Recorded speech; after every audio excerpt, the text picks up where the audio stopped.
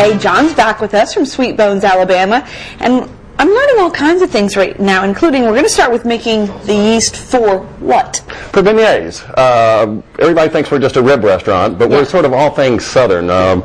Fried green tomatoes, macaroni and cheese. On Sunday we do a New Orleans style brunch, and with every brunch item comes New Orleans style beignets or French donuts. So that's what we're making today. Well, we love donuts around here. Well, great. You know, it's interesting. I just saw this water, the steam coming out, and I said, is that hot water? The water has to be a particular temperature for the yeast, is that right? Exactly. You want to activate the yeast, which is what we're going to do with this. And you want the water to be about 105, no hotter than 110 degrees. Otherwise, it'll kill the yeast, and but how would you, for the average person at home, how would they know if it's 105 to 110? You would need a stem thermometer, or it'd be warm to the touch. You wouldn't want it warmer than a baby's bottle. Warmer than okay, that's a good comparison. Okay, so we're going to start with our wet ingredients. Okay. And we have our yeast blending here. We're going to stir it up one more time, make sure that's good and dissolved. Okay. We have some vanilla extract. Vanilla, how much? A teaspoon, a couple of tablespoons of melted butter, and some sweetened condensed milk. Ooh, I love condensed milk. This is a tough one here. We're going to, 1 egg. 1 egg, okay. And just mix that all together. Whip that up? Yep. I can't get the yolk. There we go. Okay. While you're doing that, I'm going to add some salt to our 3 cups of flour. 3 cups Quarter cup of sugar, and we're going to go ahead and mix our dry ingredients. Okay. You want to get that all thoroughly mixed up. You know, it's interesting. I'm looking over. We're going to get to the oil in just a minute, but I wanted to say it's interesting, this thermometer you've got here. Is this something everybody can get? Yes, and the temperature of your oil is very critical when you're cooking, especially in beignets, because if it's not at least 375 degrees or hotter, they won't puff up like they do in New Orleans.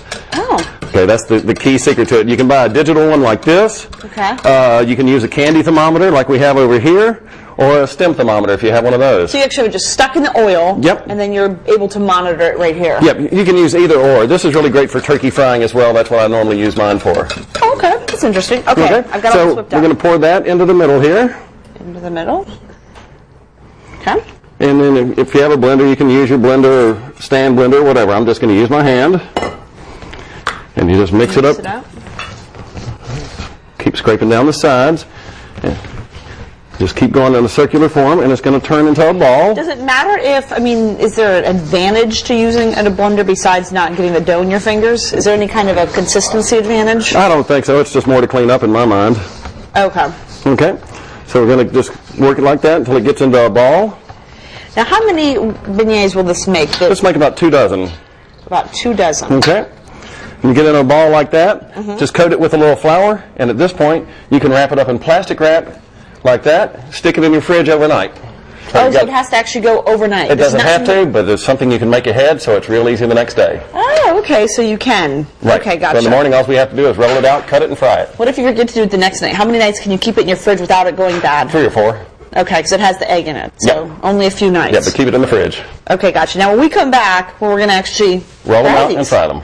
Roll them and fry them. Okay, thanks so much, John, from Sweet Bones, Alabama. We're back in the kitchen. I'm getting powdered sugar all over my huge belly right now. John, you're rolling out the bread. Rolling out the dough. Okay. How thin? About an eighth of an inch. Eighth of an inch? Yep, you want it just about like that. And then we're going to cut it into squares in random size. You want them about 2 by 2. Cut them any size you want. It really doesn't matter. Okay. Just depends how big you want your donuts. Exactly. I like mine big. That way I don't have to eat as many. You know, I feel better about just having 2 or 3. Instead of 12. Yep. And after that, we just put them in the oil, and we always turn them away from you. Don't pull them towards you. Drop them away from you. Drop away. And they're flat. It's interesting because when you look at the finished product over here, they're real puffy, and so you think you'd almost roll them, but you don't roll them. Nope. That's the yeast doing its job. Oh, and so they're beginning to float already. Now, how long at home would you leave these in there? After they float, you're going to leave them about another minute. Then you're going to turn them over for about another minute and a half on the other side until they're golden brown and puffed up. Okay, and is there, I guess it's up to taste whether you want them well done, kind of like a steak, right? Whether you want them lightly done or well done? You want them at least medium well, because you don't want them real doughy on the inside. You can see when they're popping up right there, that's a sign that he's about ready to turn over. Yeah, oh, I see. That's pretty. Okay, we're going to let you keep doing these. We're going to powder them and eat them. We're going to cover the studio in powdered sugar today. That's right. That's why we both wear black. Everybody in the kitchen. kitchen. And here we are. We are tasting up these beignets. You got them out, right? Oh yes, hot and ready. You know, John reminded me, and it was something I forgot about actually, that he spent a lot of time in New Orleans and really does take kind of a New Orleans lean, not only with the barbecue, but of course with the beautiful beignets here. And can I have one? Absolutely. Okay. I've already had 2 of them. I'm going to taste one, and it's a small one, Deborah. Okay. Deborah's not his wife. Deborah is his lady at the weight loss clinic. Exactly. This is beautiful. This is very nice. It's really tasty. They're light. You know, it's interesting light. because I don't like anything fried, John. I'll be honest with you. I'm not a big fried person, fried anything. But these actually don't taste fried. They taste kind of like they're baked almost. Light, fluffy. Yeah, they're light and and fluffy.